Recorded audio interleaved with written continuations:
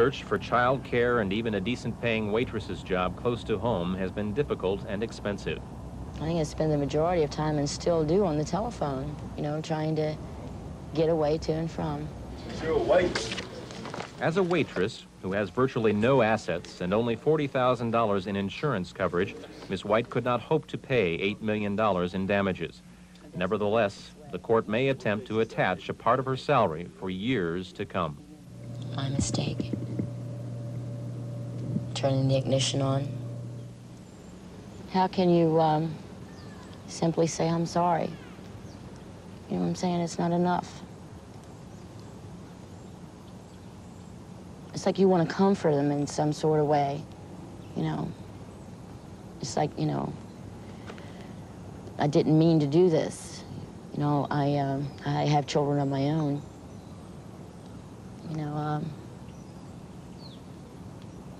mean, who would go out and hurt a child?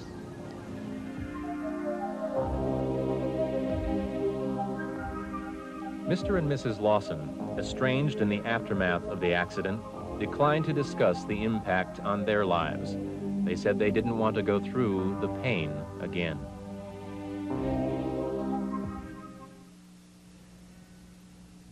In September 1983, an impaired driver, John Mark Anderson, collided with this car in Oklahoma. Susan Kern and 3 other college students were inside. One died. Susan was paralyzed and spent 7 months in a hospital. She is still trying to recover. It's hard because I know that my walking is horrible. I know it. But I'm trying to work so hard to get back to normal. 2 years ago, living, let alone walking, was considered a long shot for Susan Kern. One of the doctors in Oklahoma said that why revive me one of the times that my heart stopped. Why revive me? Because I'm never gonna wake up. Susan suffered 3 fractures of her skull, a broken jaw, 7 broken ribs, a broken wrist, a fractured pelvis, and a brainstem injury. She was in a coma for 3 months. She awoke paralyzed. I wrote down, someone died, right? With the question mark. So I knew. Don't ask me how, but I knew. Okay, you ready? Yeah. Go ahead on the right leg. For Susan, life has become a diet of therapy. Speech, physical, occupational, and this, biofeedback with Dr. Bernie Brucker. His team at Miami's Jackson Memorial Hospital attaches electrodes to specific muscle groups. Color-coded signals allow Susan to concentrate on muscle control. She is trying to train healthy brain cells to take over the work of damaged ones. Gee, this is much improved. It was 8 months before Susan could speak to be understood, a year before she could walk at all. The physical and emotional toll has been heavy. And I think to myself, why? It shouldn't happen. I shouldn't be giving you this interview right now. I should be a normal 21-year-old out dancing, having a good time. What I want you to do is get your weight over this right leg, balance it on there. While you're doing that, I'm going to want you to bring this blue line up and keep the yellow line down, okay? Now, this is not easy. You're asking a lot. I know. When I walk into a mall, everybody looks at me like, what is wrong with that girl? Like I'm some sort of freak. That's yellow. See how much yellow you have in there? Yeah. Okay, can you give me a little less yellow? What do you think? Difficult, isn't it? I'm trying. Yeah, I know. Come on, stay with it. Susan was walking out of a nightclub with friends one night when an insensitive young man saw her. And he said, I see I'm not the only one who's had one too many. I cried for a good 2 days. Much better. Okay, and rest. I've never done that. I know, this is something new. I went through a period where I was just depressed because I felt so helpless. Take care. Bye-bye. Why didn't you give up? I was young. I was only 19. How can you give up and stay in a wheelchair or a nursing home for the rest of your life? My life has only just begun.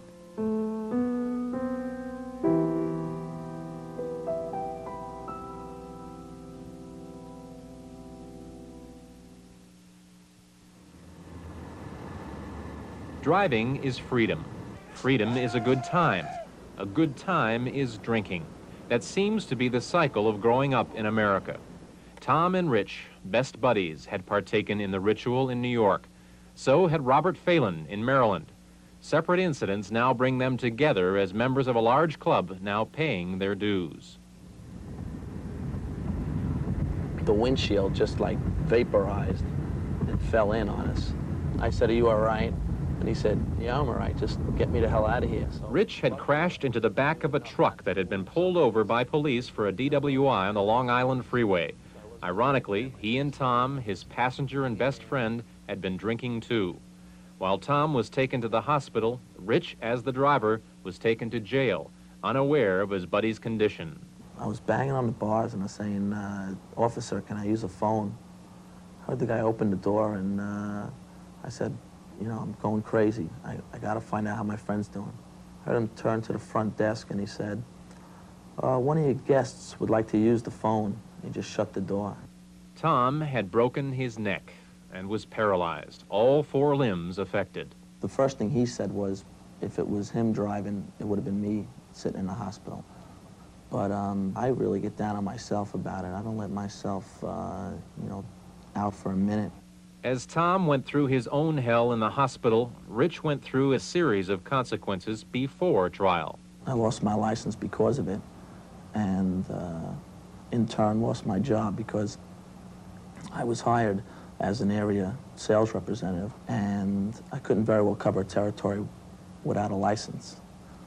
I went down and applied for unemployment, but I was disqualified for that because of alcohol involvement. Even my medical insurance was canceled. There were months of nerve-wracking court delays. Rich, a first offender, was finally aided by character testimony from Tom's family. He received probation and a fine. But it meant a complete lifestyle change. No drinking, weekly alcohol awareness meetings for 5 months, life without a car, 3 years of once-a-month probation meetings, and the continuing reminders of a friend who still suffers. I do feel like I have to talk to him all the time because, you know, I start getting depressed, and like if I hear his voice or, you know, when he does better, I do better. Basically, that's what it comes down to. Never once has he blamed me. Do you think he should? Oh, I don't know. We've been out so many times that our luck just ran out. Robert Phelan has been paying one way or another for over 3 years. A 68-year-old woman died in a crash he was involved in. It's something you can't do alone. The biggest thing was the guilt and the sorrow that I put everybody else through. That, says Robert, is part of the reason he has had a second arrest and has ended up at this new DWI detention center. A judge has sent him here for 21 days. He will pay the $600 it will cost for confinement. 5, 6, 7, 8, 9, 10. Okay, take everything out of your pockets. Robert can work his printer's job during the day so his wife can make ends meet, but he is here nights and weekends. The 2 environments conflicting with each other, it plays a lot of havoc on your mind. Straight to work, straight to jail. Straight to work, straight to jail. There was no personal life with my family. Robert's first offense was serious, manslaughter. He spent 6 months in a jail of the old school without counseling. You can't talk to anybody. You just bottled up inside, and it hurts. After release, there was virtually no follow-up in probation and no treatment for the emotional baggage he was carrying. I went into a state of depression, and Aye.